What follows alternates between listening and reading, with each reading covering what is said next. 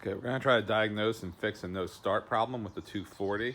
What happened was I changed the fuel filter and fuel lines down here, and after that it wouldn't start. And what I found out is this 12 millimeter fuel line you're looking at is dry because the in-tank pump isn't running. When I led to look a little more closely here, I actually found that this power feed right here, the black wire, was cut. It was just severed. And when I have fuse 4 and 6 in, this does get 12 volts, but I just still don't hear the pump running. When I changed the fuel lines, I sealed up that hatch, but I meant to peel it all off. So I got a box of parts from IPD.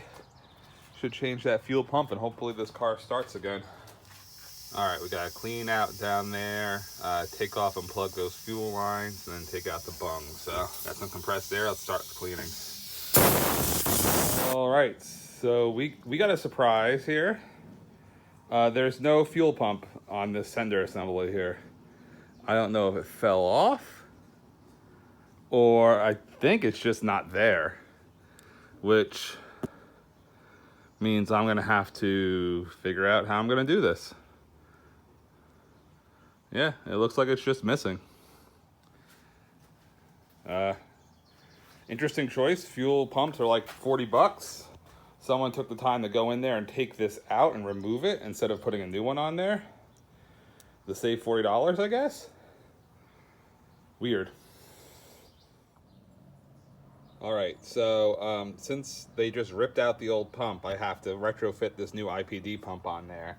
And when you get a new IPD pump, you're supposed to shorten the tube about 1.25 inches, but you're supposed to use the old pump as a measurement. I don't have the old pump, so I'm just gonna have to cut it and hope it's close enough to work. And I also have to run new ground wire from the assembly to the pump, since they ripped out the ground wire. The black wire there is the power wire. That's why it was cut in the trunk. They just didn't want it sparking and blowing up their car. So I guess that was a good idea. All right, so I gotta cut that and then attach the new pump, wire the new pump, and that's really about it. It shouldn't be that big of a deal, but cutting that looks like it's gonna be, and guessing the right size is gonna be a pain in the ass.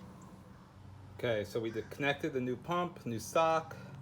I had to run a ground screw, search through my part bin to find something that fit tight and was secure to the pump. That's the original power wire to the pump. I cut the thing. I'm estimating the size. I hope I'm not way off there, the length, but it should be close. I have to resolder this wire over here. Then we'll put it in and see if it pumps. So, fingers crossed. All right, get everything hooked back up. Temporarily, I got it buttoned up clean, obviously. That ground connection's a little loose there, and I soldered that black wire, but I got to insulate it. But otherwise, this works pretty well. I can hear the pump going in the tank. Started right up. Hopefully it's a long-term thing, but for right now, we have a running car.